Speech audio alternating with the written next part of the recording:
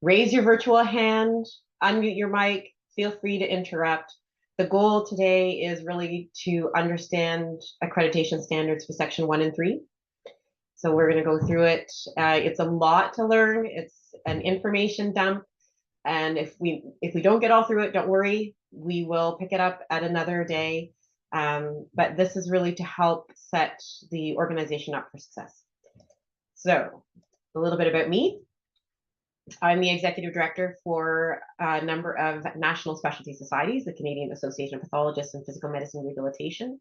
I do accreditation for 4 national specialty societies, so I've gone through various iterations of the accreditation standards. And I volunteer as well as mountain bike and high-speed driving, so a little bit of everything. As it relates to this talk, I don't have any conflicts of interest to declare, other than recognizing that I am the executive director for a number of organizations that do accreditation. And these are the objectives for the talk today, which you can, of course, claim your credits for. If you log into your My Learning space for the Royal College, you can insert your credits for today. It accounts the equivalent of the hour of learning. So we're going to go through these objectives, and hopefully by the end of it, you'll have achieved how to go about your accreditation process with a little bit more ease. And when we talk about the standards, because that's fundamentally where we start when we talk about accrediting an education, the standards, they were developed under these 4 columns. They were intentional to have trust. Oh, and Michelle, you're there. Excellent. He's just joining as well. I want to introduce really quickly Michelle Smith, who works at the Royal College in CPD accreditation. Thank you, Michelle, for joining us. Yeah, sorry about that. Trying to get in real quick. No worries, just starting. And Michelle, feel free to interrupt at any time. Drop in your experience, interrupt if you want to bring clarity to anything that I say. You are the guru in all of this, so I will certainly lean on you to correct anything and also jump in with your own experience. I just said to someone that you were, so I don't know about that. Fantastic. So I like it. We're both gurus together. So we're just talking about the standards and why they were defined and the purpose behind the 4 buckets, which is trust, accountability, transparency, and fairness. And when we're talking about trust, really what we're saying here is that the accredited provider, there's trust there to deliver a program that is developed with educational and ethical standards for Canadian national provincial organizations in mind, that we are eliminating potential bias, that the learning supports physicians in their multiple roles, and that these roles that they are doing, of course, are the benefit of patients and the entire healthcare team. So that's what we're talking about when we say trust. And then when we look at transparency, what does that mean? That means that the CPD provider, it has to disclose to the participants any information that's related to receipt of financial or in-kind support. And whether it's coming from a non-physician organization like a sponsor or even another incorporated organization that is clinicians, not physicians, all of that has to be declared. When we're talking about accountability, whoops, zip right through that. When we're talking about accountability, all CPD provider organizations, they are expected to adhere to certain elements and sub-elements of the standard. And it has to do with those processes that you're monitoring all the time, because you want to show that you understand the standards and that they are front and foremost in everything that you do, that they're not just a suggestion, that they are the standard. And then the last one, which is the most important one, what is fair? And when you're thinking about accreditation, really think about what is fair for the learner. And are there unnecessary boundaries that you're putting in place that might prevent the learner from having value in an educational environment that will fill a gap or a need within their own learning? So you really want to think about applying as a CPD provider, and you are a CPD provider, how can you be respectful to all the principles of equity, process, and justice? So when we are going through this whole presentation, I really do reflect back on these pillars because the standards were designed specifically about trust, accountability, transparency, and fairness. And they all play hand in hand. Any questions about the standards and why they were developed as it relates to those 4 pillars before we go on? I don't see any hands. Okay, so this is the CPD activity planning process. This is really what all of your administrators and your scientific planning committee and your CPD committee are having in mind when they're looking at how do we get content in front of the learner and what does that look like. You are having a review process, you're reviewing needs assessments, you're choosing the best format to deliver that education, whether it's a didactic seminar, whether it's online in a virtual presentation like this, whether it's roundtable discussions, grand rounds. All of those things come into play when the scientific planning committee determines how is this education best delivered and on what platform. You're looking at your conflict of interest forms from your faculty to eliminate any bias. When should this event happen? Should it recur more frequently? What is the cadence of information that we're giving? Because we know that education shows that education delivered small doses over multiple periods of time, over long periods of times, yields better patient outcomes or better learning outcomes. So how is that being factored into the education that you are developing? And then, of course, you're going to review those evaluations from the content that you delivered. And then the cycle continues again. And this repeats over and over and over again. And it's important to note that in this cycle of development, you have your scientific planning committee, your CPD committee, and your administrators. All of them have important roles. It's not just one person. It should never be one person. It has to be a lot of volunteers putting together education that bring a variety of skills to the table. Now we're talking about accredited education. And when we think about accredited education, there are 2 sections right now, section 1, and I've put this table in front so you can see the difference, and section 3. So your section 1 is group learning, and this is when you are in a group environment like this, you're having an opportunity for feedback and questions from the participants.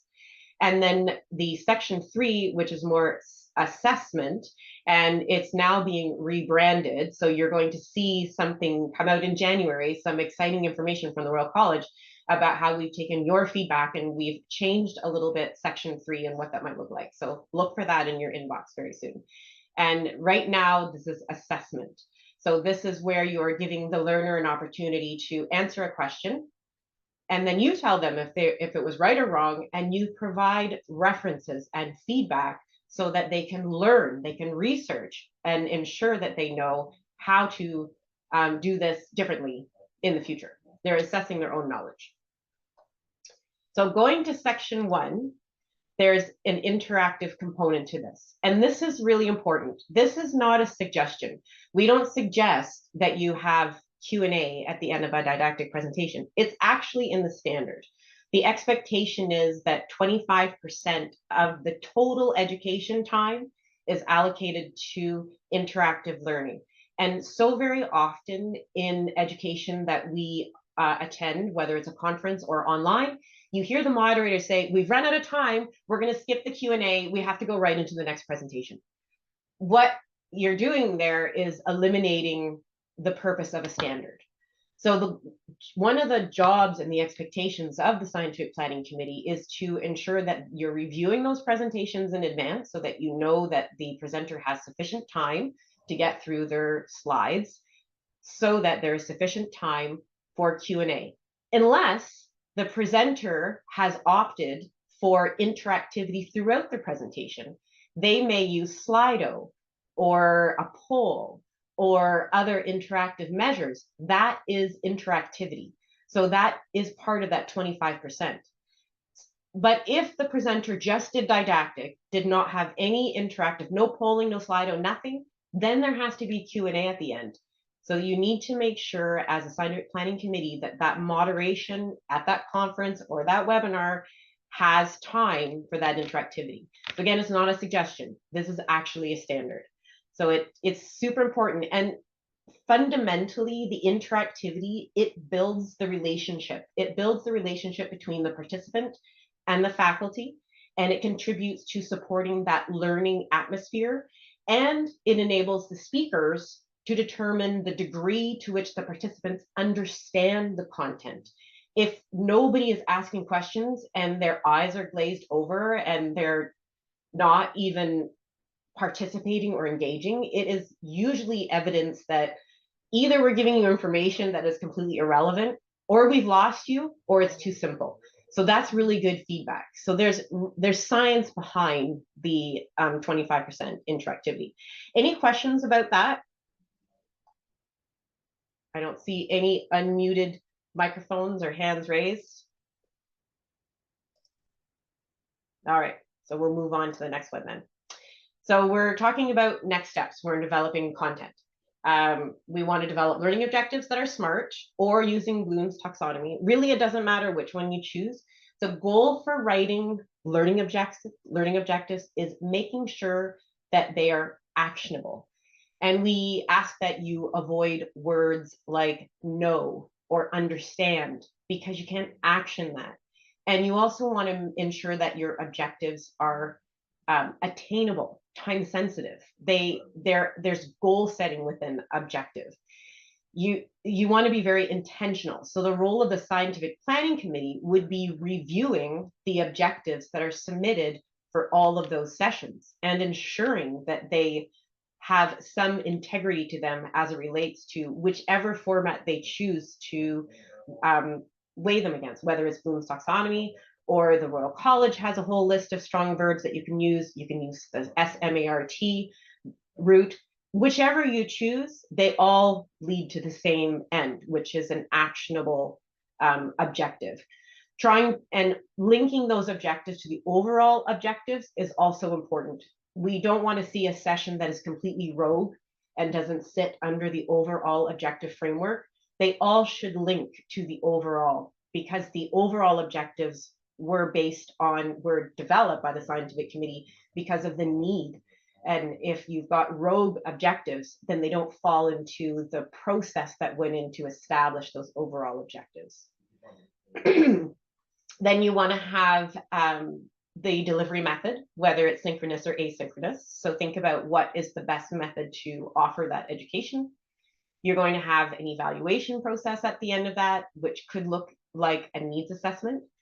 You can review the needs assessments to help set the framework for the program for the next time you offer it. You're going to look at the relationship with industry to make sure that you're free from bias. There's going to be conflict of interest forms that are extremely important, because that tells the learner that the individual that is providing the education may have some bias. So they're telling you right away to eliminate that concern. And then you're also giving a certificate of attendance. So all of these things fall into a section 1 activity group development. Okay. So section 1 activity has to be developed by a physician organization. It has to be reviewed by a CPD provider, which you guys are a CPD provider, and it meets the standards. So when we are talking about a physician organization versus a non-physician organization, what are the differences? So basically anything that is outside of this definition here would be considered non-physician organization. What we look for when you get an application to accredit, so we know that you are a physician organization, but what if you are accrediting an application from another organization because you have the capacity to do that? Then you're going to be immediately looking for, who are they? You're going to go to their website. You're going to research if they have a governance structure, if they've got bylaws. They should be having in their mission, vision, and goals an element there of providing education for their members. They should be incorporated under Canada's Not-for-Profit Corporation Act or ONCA, Ontario, or the provincial legislation. So you can look for all of these things in a checklist to determine if they are a physician. And non-physician is a very long list. Basically, anybody who is a non-physician organization, pharma, industry, medical education, all of those there are non-physicians. So when you get your application, the first question is always, is it a physician organization? If you're not sure, go to the website and then do your research. Any questions about the difference between physician and non-physician organization?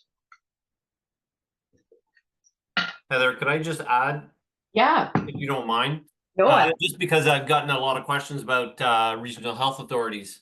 So under the rules, regional health authorities have generally not been, and sorry, not generally, they have not been accepted as physician organizations only because of the government structure. Um, the CPD Accreditation Committee has approved a pilot that would allow providers to work with regional health authorities. There are some strict, there are some guidelines around that are generally easy to follow, but it'll allow you to work with regional health authorities to develop education as if they were a physician organization, which could really speed up the process. oh, that's awesome. And this goes back to the pillars that I was talking about earlier, fairness and trust, because that group that Michelle is talking about right now could be putting together an amazing educational program that will fit the need of a target audience of physicians. And we want to make sure those physicians can access that content. And that what it comes down to, what is fair. And when you look at those pillars, is it fair to give them that content? Yes. How can you make it happen? So that's awesome that the Royal College is making exceptions like this. So good. I love that. Okay, let's go on to the Scientific Planning Committee requirements. This is important and often overlooked. The Scientific Planning Committee is representative of the target audience, always. So if you are doing a conference and your target audience are radiologists, then you have radiologists on your Scientific Planning Committee.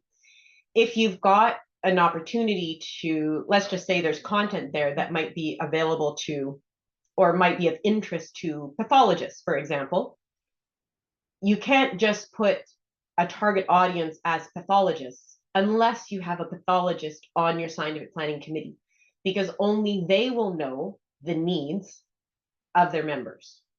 So it's important that you keep that aligned. A scientific planning committee, a committee is usually by definition more than 3.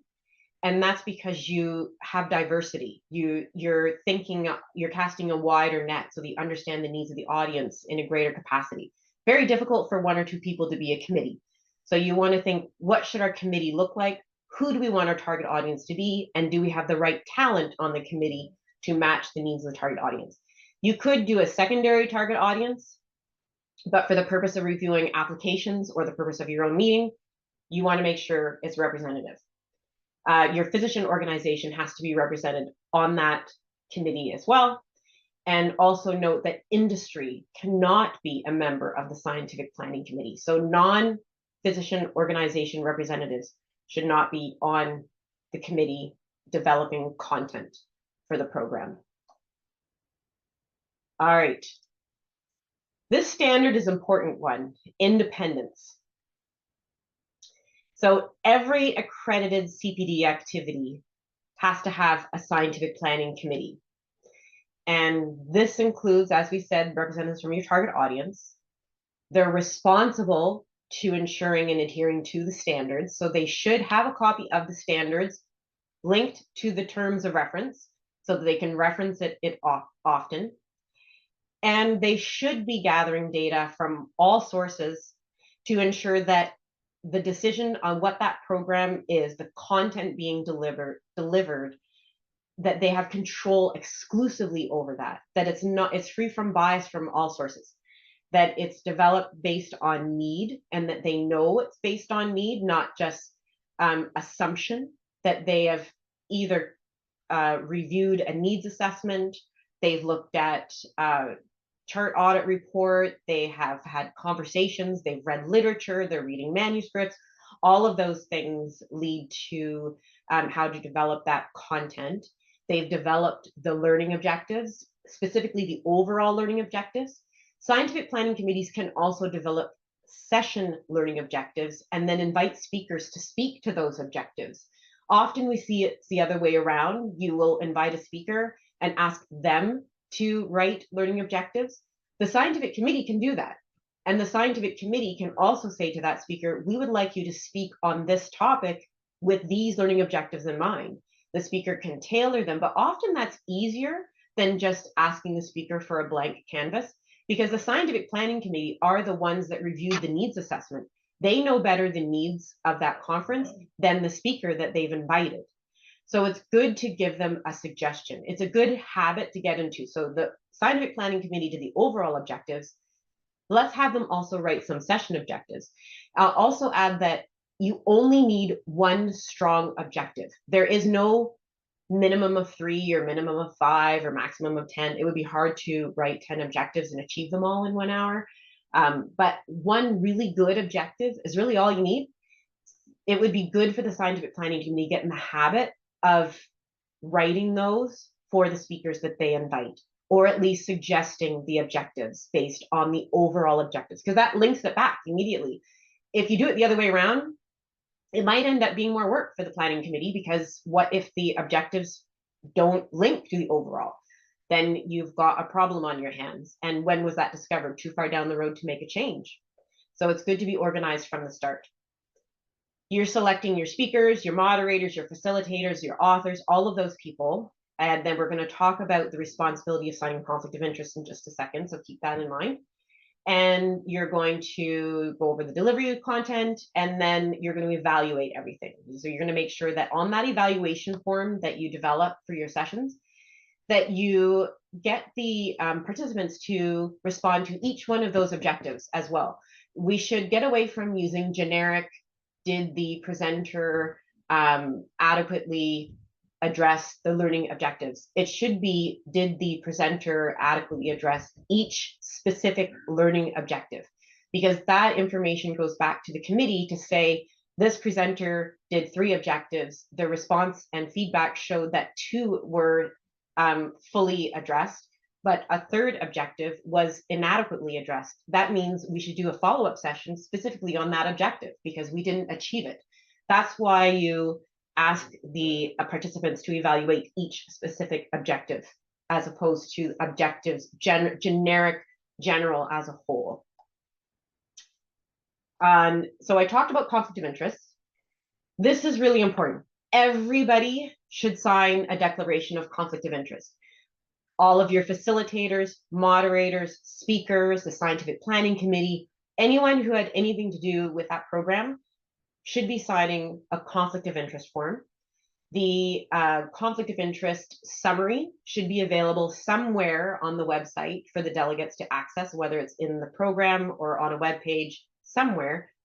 Delegates should be able to see what the conflicts are. So be organized from the start. Make sure you collect them all from the get-go and get that information out to the participants so that when they register, they already know what's going on.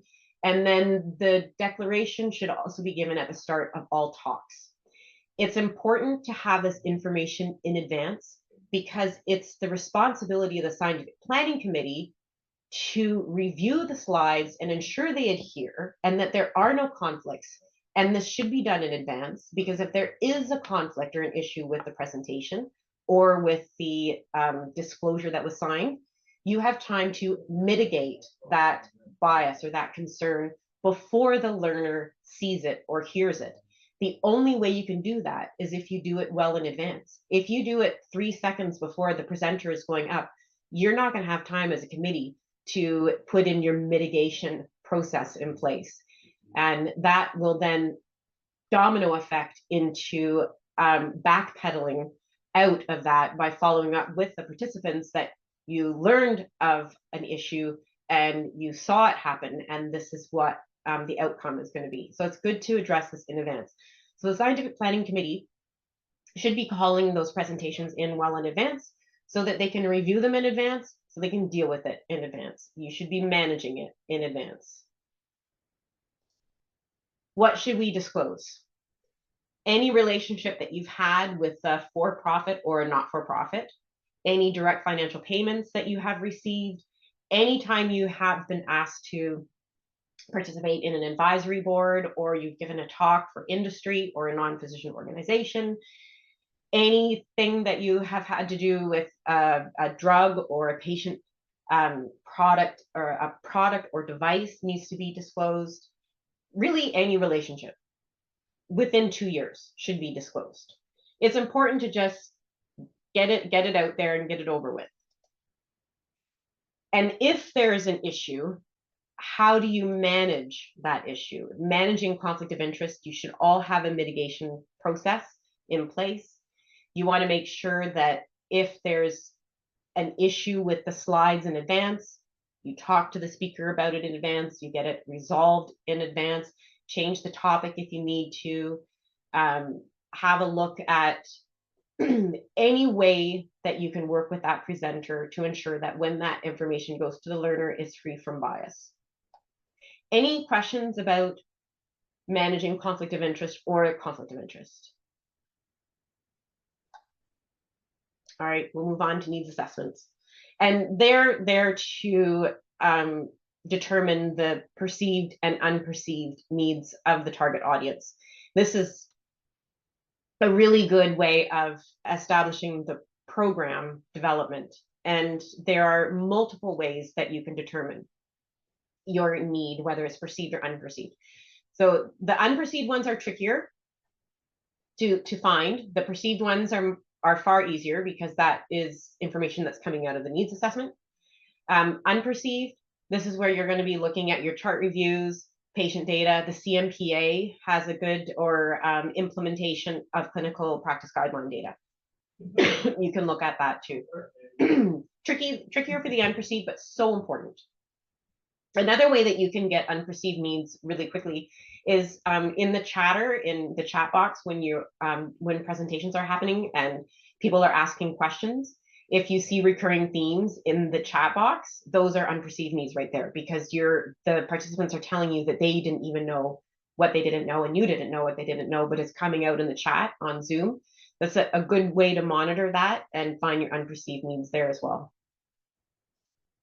We talked about learning objectives earlier.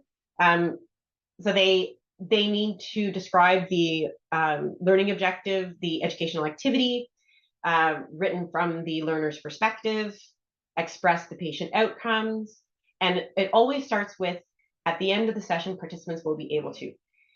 It really should, so we talked about learning objectives created for the overall content. We talked about learning objectives created for the individual session content, and we talked about ensuring that the sessions can trace back to the overall. Super important, the linkage between the two. All right, we'll go past this. We talked about variety of learning formats, but the CanMEDS framework is an important one. And everybody here should be familiar with CanMEDS. I put a QR code up there so you can scan that, it will pop up. The element of CanMEDS should be woven into all of your education. It was established by the Royal College to improve patient care, and really this is for optimizing physician training. The framework, it was originally developed in the 1990s. It's been updated many times since then to reflect the current needs of patients. Since its establishment, it's important to note that CanMEDS has become the most widely accepted and applied physician competency framework in the world. It's used to define the necessary competencies for all areas of medical practice, and it provides a very comprehensive foundation for medical education. So really, when you're doing any education, there should be an element in the speaker package that the speaker reports back what CanMed roles they are going to put into their session. And then you should be asking the learner in the evaluation what CanMed's roles they perceived they got, because often they're not the same. What the learner gets out of the program is sometimes different than what the presenter put into the program. And what is the point? What does CanMEDS, what do applications have to do with this? Well, the framework, it was integrated into the Royal College's accreditation standards. It is in a standard. So this is not a suggestion, again, is part of the standard. And it's specifically because they use CanMEDS for the final in-training evaluations, and it's also part of their exam blueprints. So it's good to weave this into the educational model, which is why it's in the maintenance and certification program. I don't see any hands up, so I'm going to keep on going. When we're talking about evaluation, the standard requires that 25%, as we know, of the education is developed for interactivity, and the evaluation is part of interactivity. So this is an important distinction as well.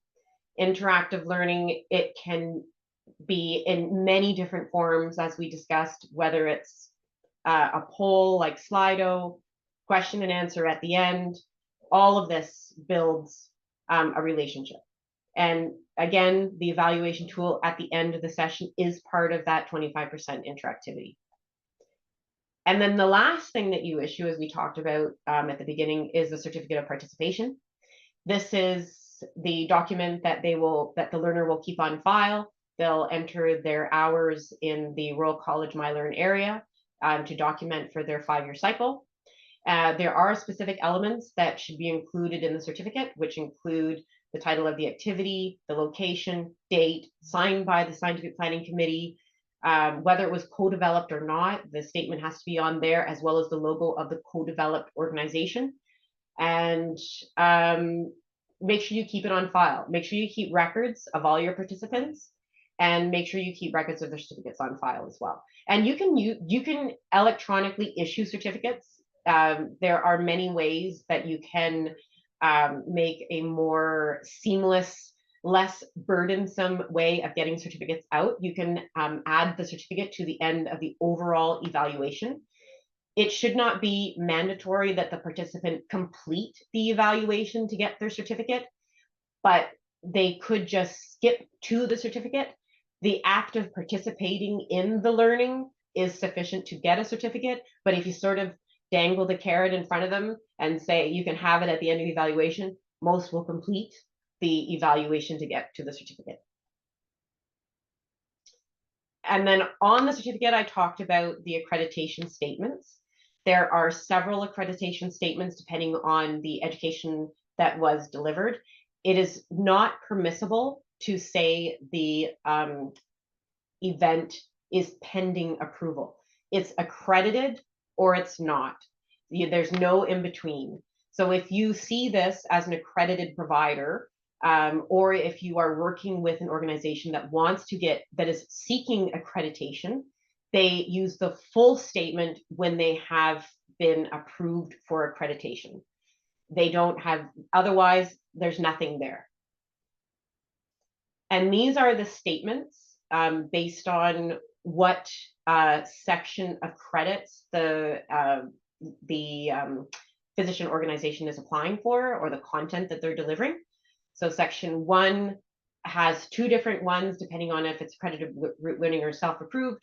Section 3, accredited learning, and then there's also a statement if it's co-developed, and that's when you are developing content with a non-physician organization.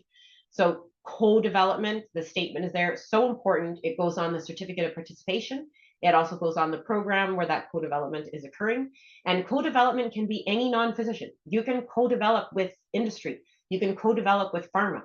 So their logo and your logo would be on that certificate of participation. In fact, it has to. It's one of the requirements in the standard. Co-development is a tricky one for people to wrap their head around because it gets confused with sponsorship. And so the definition of co-development is when a physician organization and a non-physician organization, they collaborate to develop and implement an accredited educational activity.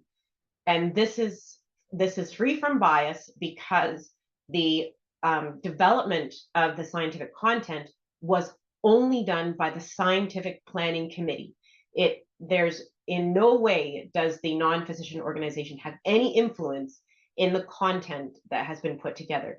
They can maybe have a coffee bar, or they can have really cool AV, they can have music, they can give food, they can talk about the delivery platform, there's a lot of things that they can do. They just can't say this is the speaker and these are the objectives, and we want the speaker to use these slides. There's very limited what they can do in terms of the content. And then if you want to ensure compliance against the standards for the content development. So as I said, everything has to be developed by the Scientific Planning Committee. Now, I see, Michelle, you have your hand up, so you want to jump in? I do want to jump in, and I just want to highlight something you said and really push on this is the Scientific Planning Committee has to have full control. Whoever they work with, if it's even internally, somebody can come forward with a great idea, and the Scientific Planning can say, that's a great idea. I'm going to choose a different speaker because there's too much bias. The speaker might say, well, I want to do it in this format, and the Scientific Planning Committee say, well, that's a great idea, but we feel that this is the better format. And so it's just really important that the power of a great education has to come from the Scientific Planning Committee. It's so important. You know, you can work with someone even in industry. They can provide data. Scientific Planning Committee can look at that data, or they could say, nope, we're not looking at that data. Good idea, but we're not going to use that data. We're going to use our own data. We're going to do our own research. So I just want to highlight that, Heather, just to really highlight the Private home. importance of the Scientific Planning Committee, because you want the learner to get the best experience.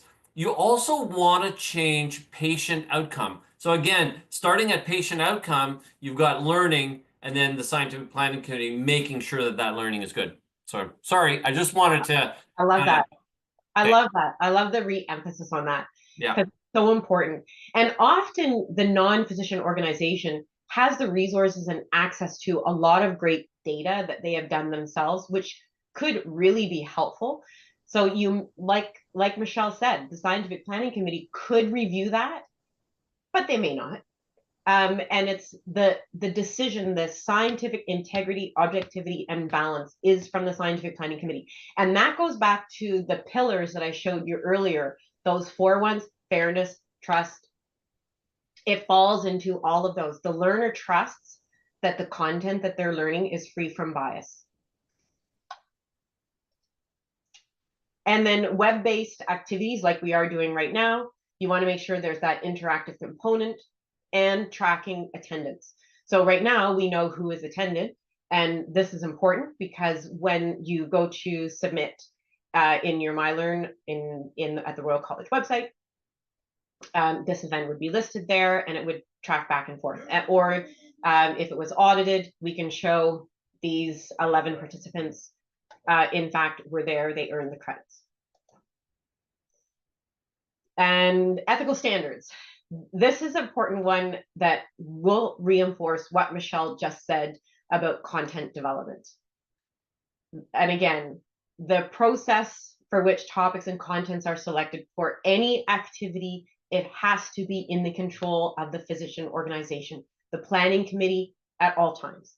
So participants and sponsors, as Michelle says, they can suggest, but the selection process, the final decision, all of that rests with the physician organization.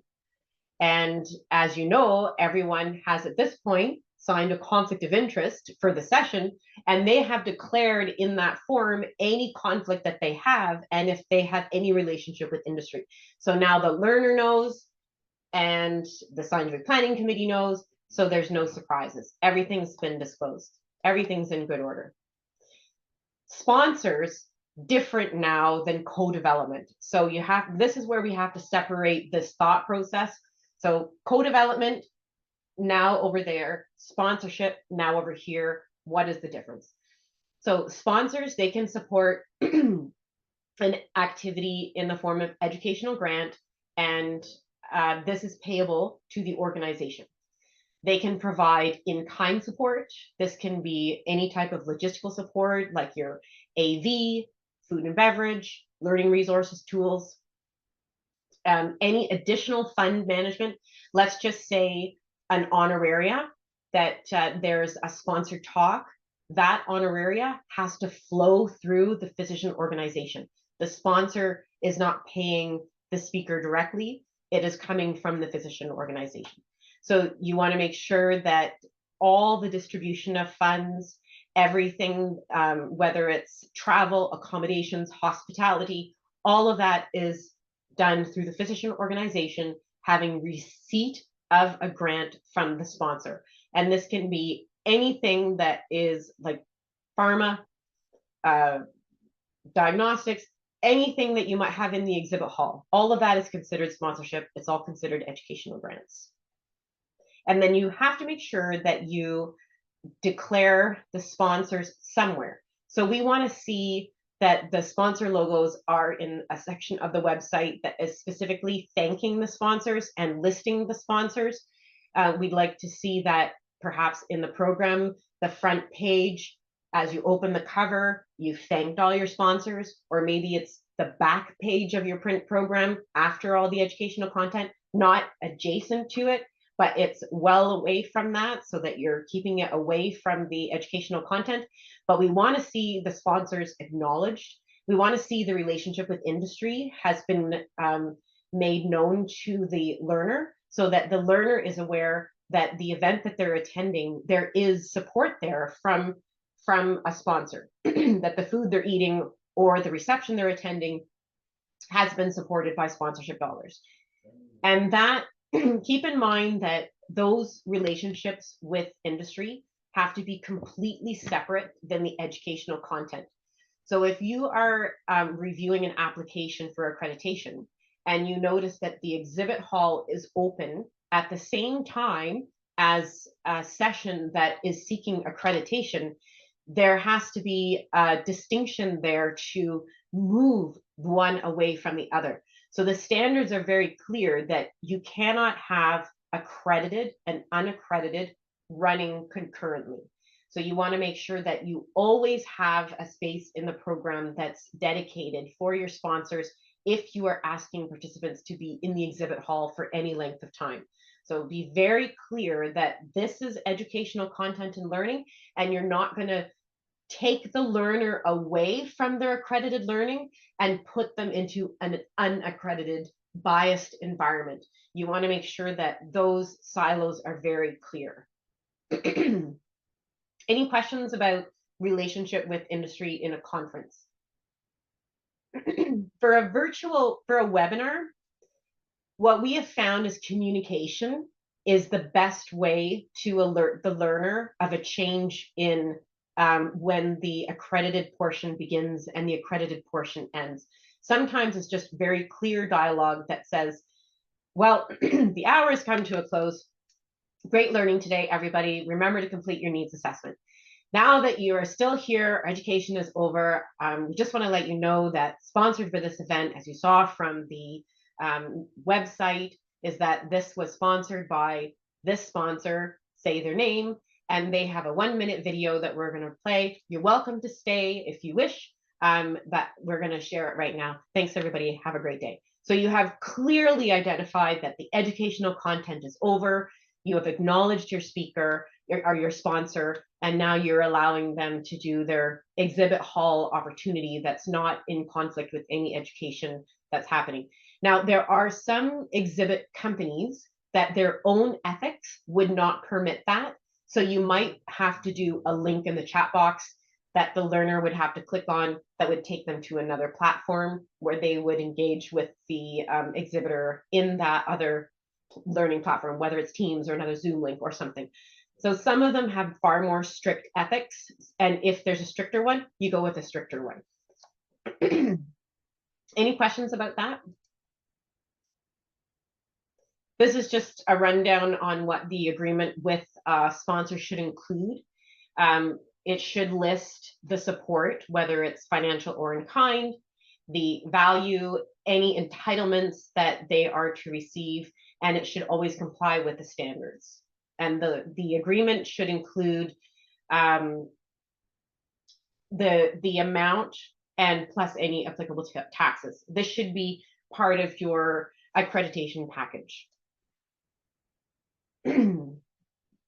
And we talked about this, that the sponsorship will be recognized and disclosed to the participants.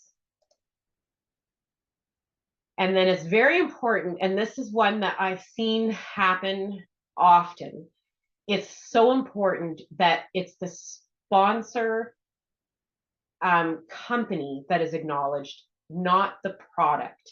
You should not be promoting a product or a tagline of the product. I've seen lanyards done that have the sponsored logo, which is fine. But if you're doing that, you should also have unbranded lanyards, because there are some institutions that will perceive that as giving a gift or receiving a gift because it's logoed. So make sure you also have branded and unbranded. But if it is branded, it's just the sponsored logo. It's not any sort of product that they're trying to launch. That is totally not permissible. You want to make sure that the commercial promotion is separate from any education.